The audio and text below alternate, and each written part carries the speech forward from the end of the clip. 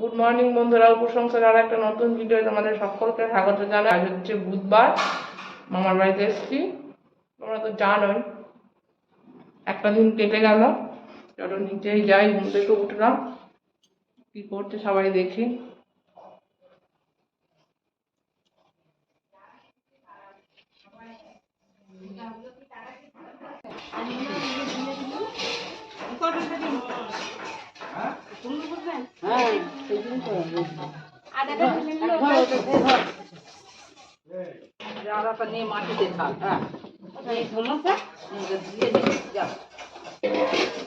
কুমড়ো ভালো নয়, কুমড়ো ভালো নয়।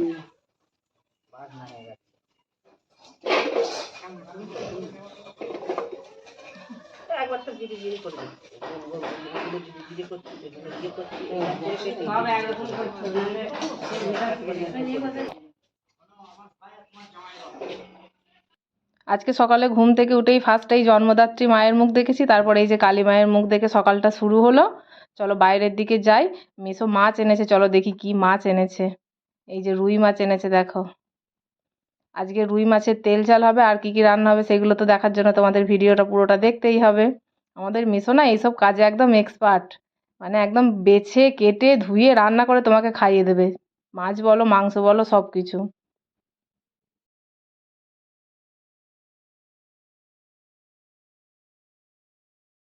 তোমাদেরকে একটা ফুল গাছ দেখাই, এই ফুল গাছটার কি নাম বলবে? কারা কারা চেনো দেখি। চায়না টগর, আমি জানি। চায়না টগর নয়, তুই ভুল বলেছিস। নালে কি? ছোট্ট গাছটা কত কুঁড়ি এসছে, দেখো এক গাছ কুঁড়ি এসছে, কি সুন্দর দেখতে লাগছে।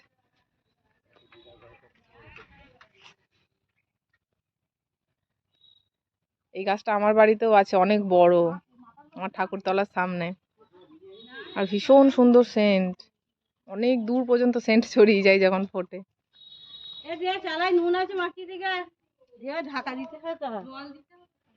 আর এদিকে দাদার কাণ্ড দেখো, দেখেছো? কিছুতে ভিডিও করতে দেবে না, কেন বলো তো? কারণ ও এখনো এত বড় ছেলে, মাছ বেছে খেতে পারে না। বৌদি মাছ বেছে দিচ্ছে, লজ্জায় বলছে ভিডিও করিস না রে। কি অবস্থা, ডিউটি যাবে সেই জন্য তাড়াতাড়ি খেতে বসে পড়েছে। আমরাও এবার খাওয়া দাওয়া করে বাড়ি যাবো। বাড়িতে অনেক কাজ আছে, সামনের সপ্তাহে আমার বাড়িতেও কালী পুজো আছে। বাড়ি এসেই আগে ঠাকুরের কাপড়গুলো কেচে দিয়েছিলাম, যে কাপড়গুলো 12 মাস ঠাকুরকে পরানো থাকে, ভাবলাম কেচে দিই, কেচে ভাঁজ করে গুছিয়ে রেখে দেবো। ঠাকুরতলাতে যাই চলো, ঠাকুর ঘরেই রেখে দিয়ে আসি সব গুছিয়ে। আজকে আবার ঠাকুর করতে এসছে, দো মেটে করতে এসছে। চলো তোমাদেরকে গিয়ে দেখাই কতটা কি ঠাকুর হলো না হলো।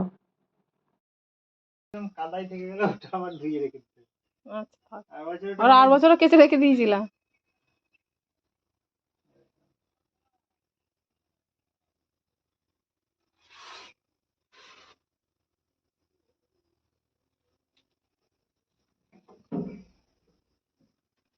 কোথাও থেকে এলে না একদম কাজের মন লাগে না, সবাই মিলে বেশ হই হই করে আনন্দ করে কেটে যায়, তো এসে ভীষণ মন খারাপ হয়ে যায়। কিন্তু মন খারাপ করে বসে থাকলে তো হবে না, সামনের সপ্তাহে আমার বাড়িতেও কালী পুজো আছে, কাজের প্রচুর চাপ আছে। সেই জন্য বাড়ি এসেই স্নান করে ঠাকুর ঘরে চলে এসেছি।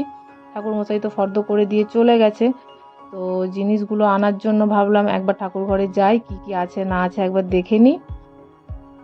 কালী পুজোটা ঘিরে না আমার অনেক কিছু প্ল্যান আগে থেকে হয়ে থাকে, যেহেতু আমি একা হাতে সব কাজ করি, মা আর সেই রকম করতে পারে না, কাজ বয়স হয়ে গেছে বলে।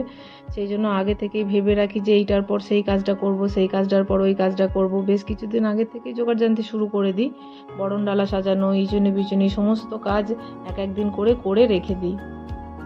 পুজোটা যখন আসে না ভীষণ আনন্দ হয়, কি বলবো, যখন কোনো গাছ লাগিয়ে দিনের পর দিন গাছটাকে তিল তিল করে একটু একটু করে বড় করে যখন সেই গাছটা থেকে আমরা ফল পাই, সেই আনন্দটা যেরকম কারোর সঙ্গে শেয়ার করা যায় না, ঠিক সেই পরিমাণ আনন্দ হয়, যেটা ভাষায় বলে প্রকাশ করা যায় না। সেটা অবশ্যই আমার সৌভাগ্য যে মায়ের কাজ, মায়ের জোগাড় জানতি, পুজোর সমস্ত আমি একা হাতে করতে পারছি। অবশ্য কাকিমারা আমাকে হেল্প করে, ফল কুচিয়ে দেয় পুজোর সময়, তারপরে বাড়িতে যখন আত্মীয় স্বজন আসে তাদের খেতে দেওয়া। আর আমার মা না এলে তো আমার একদম পুরো চারিদিক অন্ধকার। কোনো কাজ আমি করব যদি ভাবি তাহলে আমি পারবো, সেটার জন্য শুধু মনের জোরের দরকার, সেটার জন্য বয়স ম্যাটার করে না, তাই না? কাজের প্রচণ্ড প্রেশার ছিল বলে বেশি কিছু ভিডিওই তোমাদেরকে দেখাতে পারলাম না, বক বক করেই কাটিয়ে দিলাম। আজকের ভিডিওটা এখানেই শেষ করবো। ভালো লাগলে লাইক কমেন্ট শেয়ার করো, অবশ্যই আমার পাশে থেকো। তোমাদের সকলের সুস্থতা কামনা করে ভিডিওটা শেষ করছি, টাটা।